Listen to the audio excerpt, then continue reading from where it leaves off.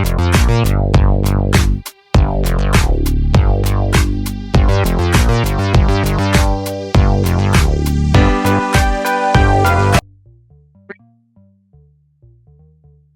family, it is your boy Optimist Sniper.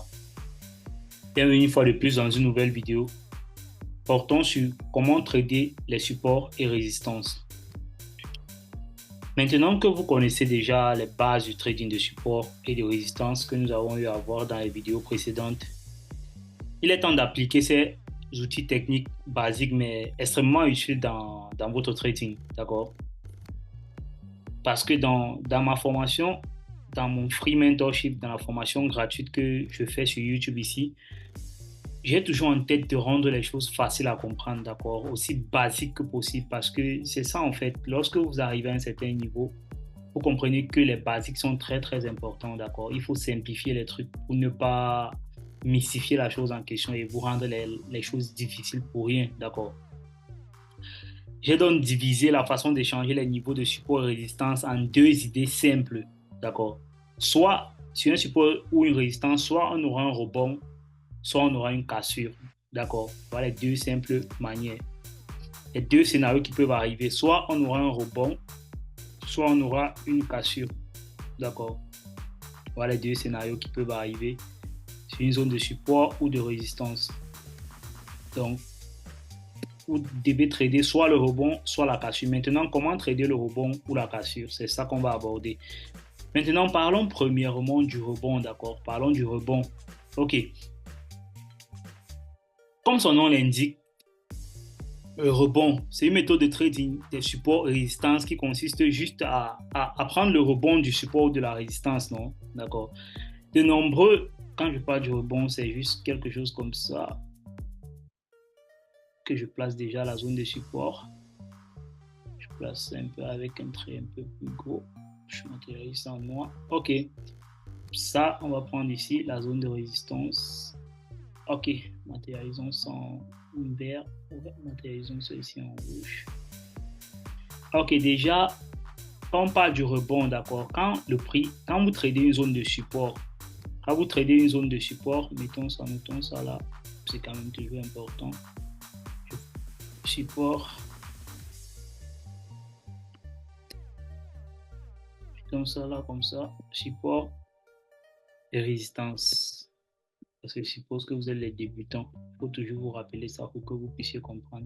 La résistance se trouve toujours en haut, le support se trouve en bas. Ok, quand vous tradez une zone de support, ça veut dire qu'une fois que le prix arrive à ce niveau-ci, là, vous jouez le rebond en fait. Donc vous placez un ordre d'achat ici sur la zone de support et vous essayez de jouer le rebond parce que vous pensez que le support va arrêter le prix. Pareil pour la résistance. Lorsque le prix est en train de venir vers ce niveau, vous essayez de jouer le rebond. Nous pensons que la résistance va arrêter le prix, d'accord? Ok, c'est de ça qu'il s'agit. De nombreux traders de détail font l'erreur de fixer leurs ordres directement sur les niveaux de support et de résistance, et puis ils attendent simplement que leur transaction se matérialise. Bien sûr, c'est possible, ça peut parfois fonctionner, d'accord? Ce scénario-ci, ça peut parfois fonctionner, mais ce type de méthode de trading suppose qu'un niveau de support ou de résistance se maintiendra sans que le prix n'y parvienne réellement, d'accord. Une fois que le prix va arriver, ça va se maintenir. Une fois, vous êtes en train d'espérer, en fait, d'avoir l'espoir et de matérialiser quelque chose qui ne s'est pas encore matérialisé, en fait. C'est ce que vous faites réellement en plaçant un ordre de buy limit, par exemple, directement ici, ou lorsque le prix arrive directement, vous placez un ordre d'achat, d'accord, vous achetez directement. Vous êtes juste en train de penser que, ok, le prix, obligatoirement, il doit s'arrêter. Non, c'est pas comme ça que ça fonctionne, d'accord. Vous pensez peut-être pourquoi est-ce que on ne définit pas simplement un ordre d'entrée directement sur la ligne, d'accord. De cette façon, vous allez être rassuré d'avoir le meilleur prix. Non, c'est pas ça en trading. En trading, on ne cherche pas toujours à avoir le meilleur prix, d'accord. On veut juste avoir les bonnes probabilités que ce qu'on veut avoir comme résultat, que ça se matérialise réellement dans le marché, d'accord, avant d'agir. C'est comme ça qu'on agit dans le trading, d'accord. Ok. Lorsque nous jouons le rebond, d'accord, lorsque vous voulez jouer le rebond, vous pouvez faire pencher la balance en votre faveur et trouver une sorte de confirmation, d'accord, du support ou de la résistance. Ça veut dire que quoi? Au lieu d'avoir ce scénario-ci là, j'essaie de l'effacer, au lieu d'avoir le scénario que je venais de vous montrer où vous placez directement un ordre limite, par exemple ici, vous pouvez attendre que le prix arrive, par exemple ici, comme ça, il rebondit, il essaie de vous donner une certaine confirmation, qu'il essaie de vous montrer une structure haussière, d'accord? Avant que vous entrez, quand je parle de structure haussière, ça veut dire qu'il commence à faire des hauts de plus en plus haut et des bas de plus en plus haut, d'accord?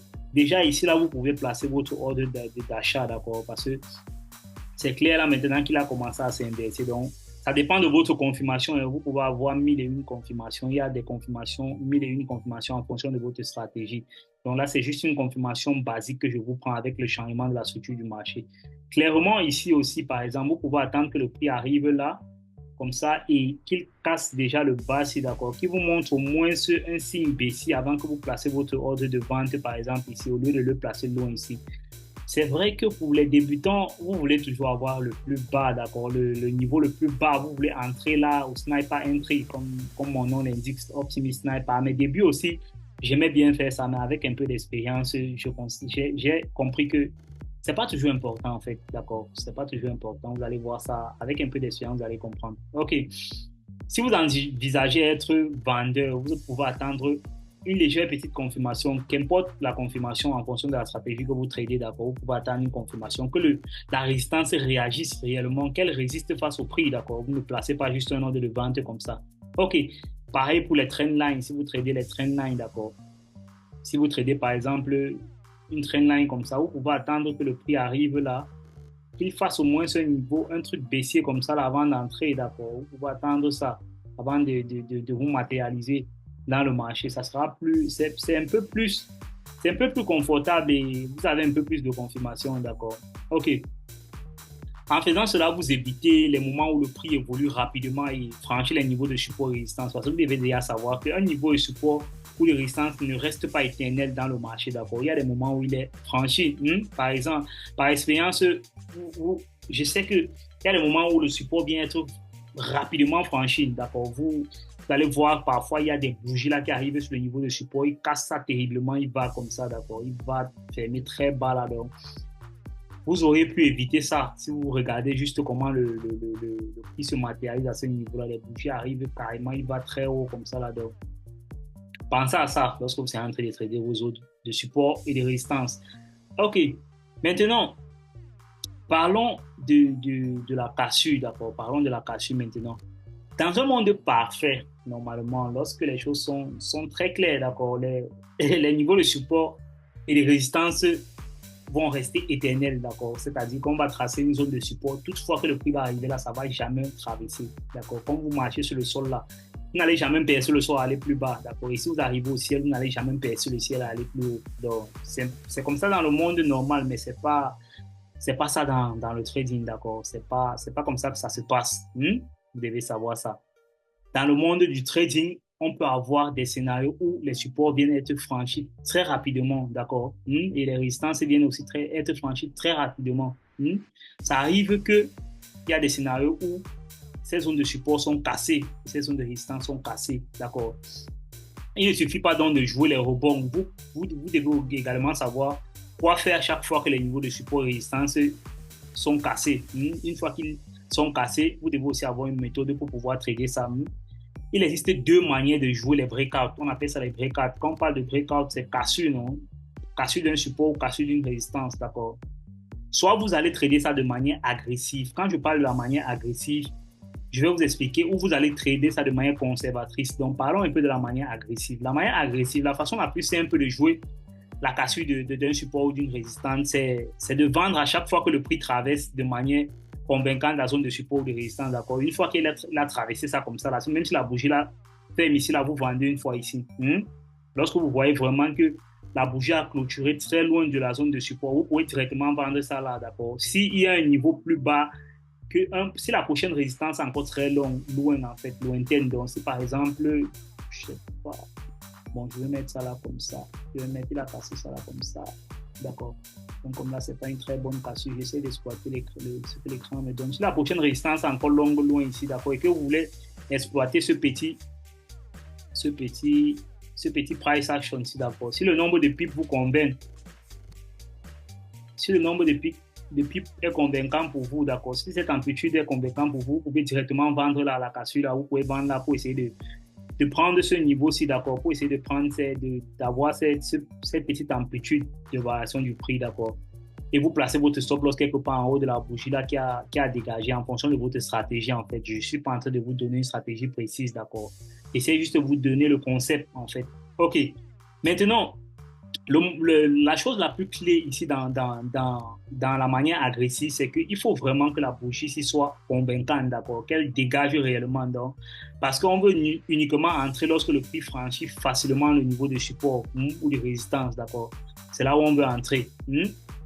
On veut, on veut voir la zone de support ou de résistance agir comme si elle venait de recevoir un coup très brutal, d'accord, être franchie brutalement sans aucun rejet, d'accord. Donc, c'est ça un peu.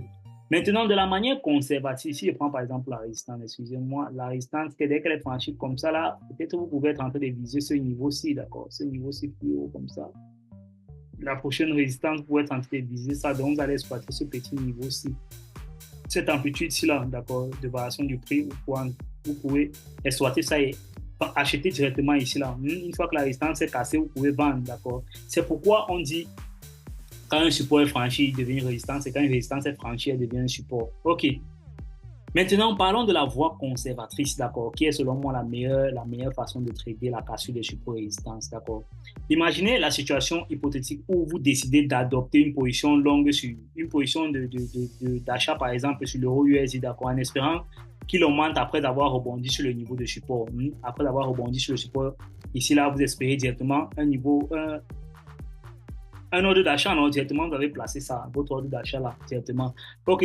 Peu de temps après, le support se brise et vous conservez dorénavant votre position, vous êtes en perte. Qu'est-ce que vous allez faire? Vous allez accepter la défaite et foutre le camp, liquider votre position, clôturer votre position ou vous allez conserver votre transaction en espérant que le prix revienne encore.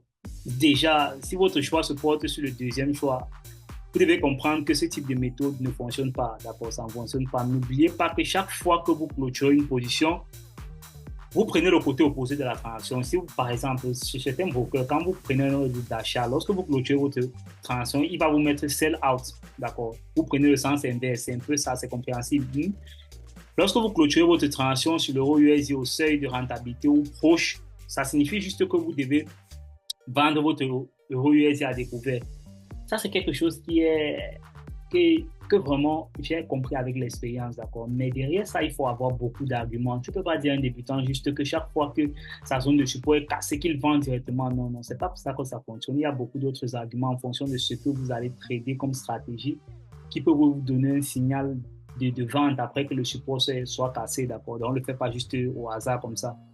Donc, désormais, si suffisamment de ventes et de liquidations de votre position perdante se produisent au niveau du support, donc s'il casse avec une grande volatilité, le prix s'inversera et va continuer à baisser. Ce phénomène, c'est la principale raison pour laquelle un niveau de support qui est cassé devient un niveau de résistance à chaque cassure. Comme vous l'aurez deviné, pour profiter de ce phénomène, il faut juste être patient. D'accord? Ce scénario, au lieu d'entrer directement à la cassure, comme je venais de vous dire de manière agressive, vous pouvez juste attendre un pullback, d'accord, un pullback de ce niveau avant d'entrer après. Maintenant, je vous matérialise ça un peu ici. Au lieu d'entrer comme ça directement une fois que le prix a cassé ici, là, qu'est-ce que vous allez faire? Vous allez simplement attendre ceci. Laissez-moi tirer cette zone de support. Vous allez attendre ceci. Vous allez attendre que le prix fasse ceci, d'accord? Vous allez attendre que le prix revienne sur la zone de support qui a été cassée, qui devient une zone de résistance. Et vous allez entrer ici sur cette zone-là, en espérant que le prix fasse ceci, qu'il continue comme ça. D'accord. Donc, l'élément clé ici, c'est d'attendre quoi? Le pullback. Une fois que la bougie là a clôturé en bas, avec un bon dégagement, vous attendez ça, le retour-ci. Le retour sur cette zone de support qui a été franchie, qui devient une zone de résistance. D'accord. Vous attendez ça et vous allez placer votre vente ici, là. Pareil pour cette zone-ci, cette zone de résistance qui a été franchie et que vous voulez maintenant désormais prendre un ordre d'achat. Ce que vous allez faire, c'est quoi? Vous allez attendre que le prix revienne ici, d'accord? Vous allez attendre que le prix revienne sur cette zone de résistance qui a été cassée, qui devient une zone de support, d'accord?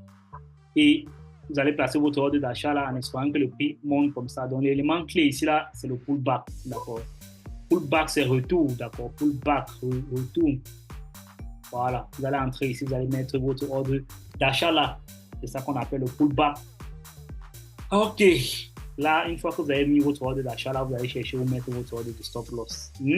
Ça, c'est clair, non? Les zones de support et résistance.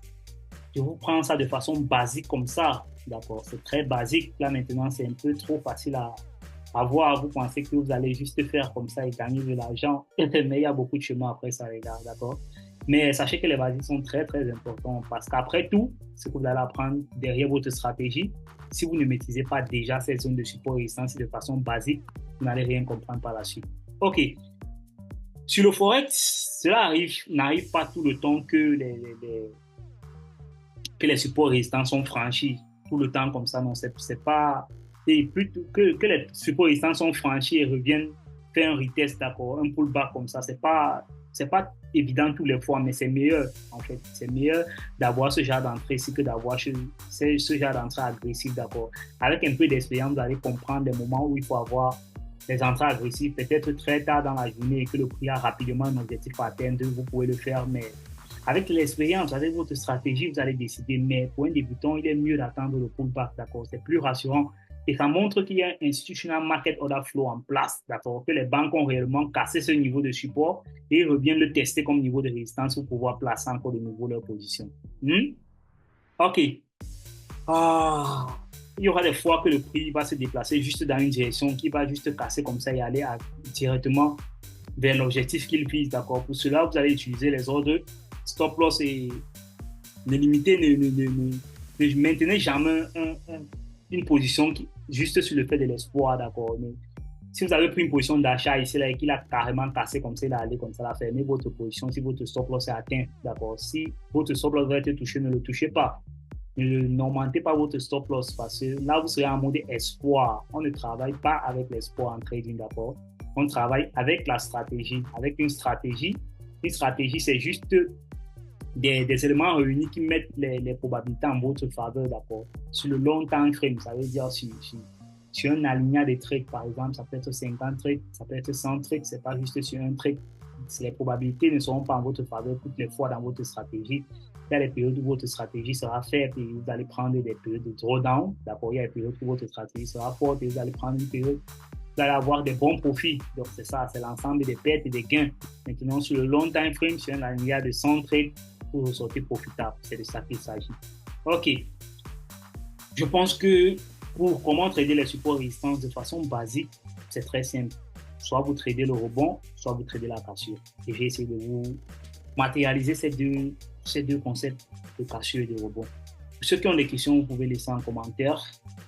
Et toi, sur Mentor Optimist Sniper.